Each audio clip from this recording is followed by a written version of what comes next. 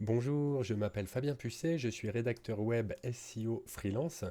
J'aide mes clients à améliorer le positionnement de leur site internet dans les pages de résultats des moteurs de recherche. Alors comment? En produisant du contenu optimisé pour satisfaire à la fois vos lecteurs et les moteurs.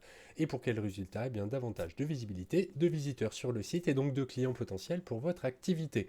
Alors, j'ai découvert votre site parce qu'il se trouve que je suis moi-même musicien amateur, et donc des fois en cherchant des tutoriels, des choses sur YouTube, je suis naturellement tombé sur vos vidéos que je trouve excellentes. Et donc je suis également du coup allé sur votre site internet, principalement le blog, hein, pour voir des choses, et j'ai repéré certains éléments qui seraient améliorables à mon sens. Donc je vous propose de regarder ça ensemble.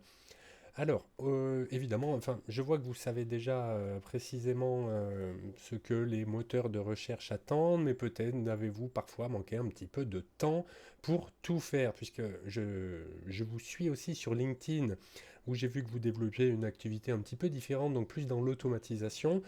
Euh, mais je pense que quand même le site Guild Record vous tient à cœur, et donc je pense qu'il y a quelques petites choses qui pourraient être un petit peu mieux. Alors, au niveau du balisage HTML, j'ai vu que globalement c'était plutôt bien fait. Euh, petite nuance ici, là sur cette page, la page des témoignages. Je trouve ça dommage qu'il y ait aussi peu, puisque là vous renseignez très très bien vos visiteurs. Le problème, c'est que les moteurs, je ne suis pas sûr qu'ils y comprennent grand-chose, puisque vous voyez, il n'y a qu'une seule balisage 2, ce qui est un petit peu dommage. Pour faire un parallèle, puisque alors moi je suis encore enseignant, euh, je suis professeur de français dans l'éducation nationale.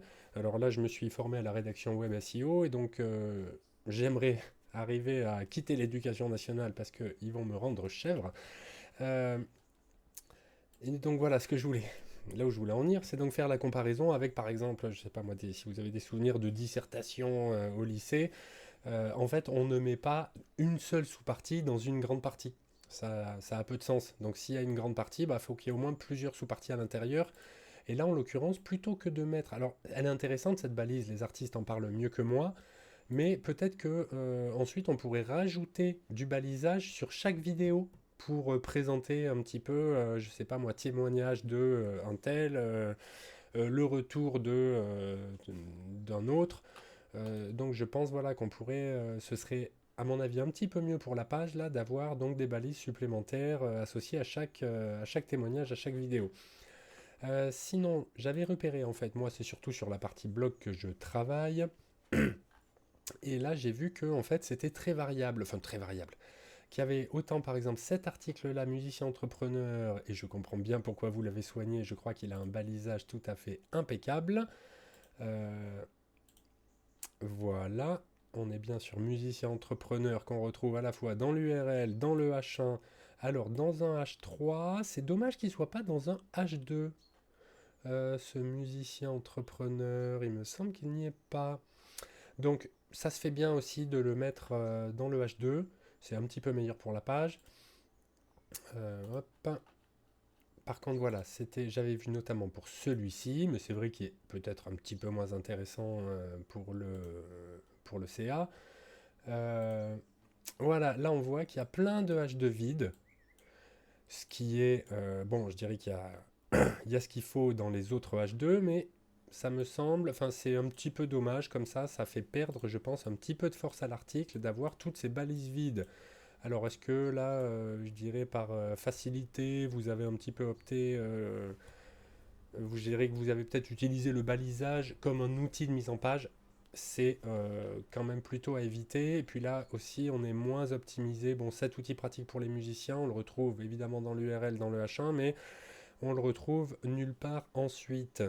Ce qui est un petit peu dommage. Alors, après, c'était peut-être plus un article viral que vous avez beaucoup partagé sur les réseaux, mais c'est un petit peu dommage. Alors, d'autre part, ici, bon, on n'a pas de... J'arrive pas à voir si c'est tout en gras ou si on n'a pas de gras. Si, non, on n'a pas de gras ici dans l'intro, c'est un petit peu dommage, mais par contre, on retrouve bien la requête principale dans l'intro, ce qui est très bon. Et ici, alors ici, on a quelques liens qui sont intéressants. Le problème, c'est qu'ici, vous voyez, c'est pas du maillage interne. Vous renvoyez vers d'autres sites. Alors, est-ce que c'est normal que ces liens ne soient pas en nofollow? Puisque là, il me semble que ça envoie un peu de votre jus SEO, enfin du jus SEO du site, vers euh, voilà ce site-là, Subscribe Page ou vers System.io. Euh, Ce serait, je dirais que vous perdez un petit peu là d'autorité que vous renvoyez sur ces sites. Bon, alors je connais pas ce premier là, Subscribe Page, mais en System.io, je sais qu'ils n'ont pas besoin que vous leur envoyiez beaucoup de jus. Euh, Pareil pour Canva. Alors cela dit, c'est peut-être un lien, je vois partner.canva, c'est peut-être un lien affilié, auquel cas là pour le coup ça a du sens. Euh, donc là, voilà, ça typiquement, ça c'est très bien. Donc c'est du maillage interne qui renvoie vers un autre article du blog. Et plus on en met en fait, mieux c'est. Donc là, on voit que DistroKid, oui, ce serait bien d'avoir effectivement peut-être, je sais pas moi, d'autres, plus de maillage interne en fait. J'ai regardé quelques articles de blog et ça m'a semblé un petit peu manquer. Disons que vous pourriez mieux faire circuler la force entre les pages du site en mettant davantage de maillage interne. Donc de faire plus de liens entre les articles et un petit peu moins de liens sortants ou alors en nofollow pour bien garder toute la force du site. Qu'est-ce que j'avais vu après dans...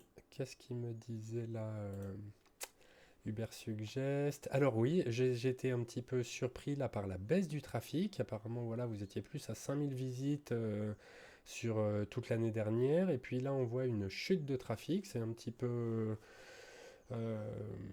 un petit peu dommage. Alors peut-être aussi ça correspond à un petit peu moins d'investissement de votre part. Il me semble que les articles sont pas datés. Alors voilà, du coup, je peux pas savoir quand est-ce que vous les avez faits. Oui, c'est ça, hein, ils sont pas datés.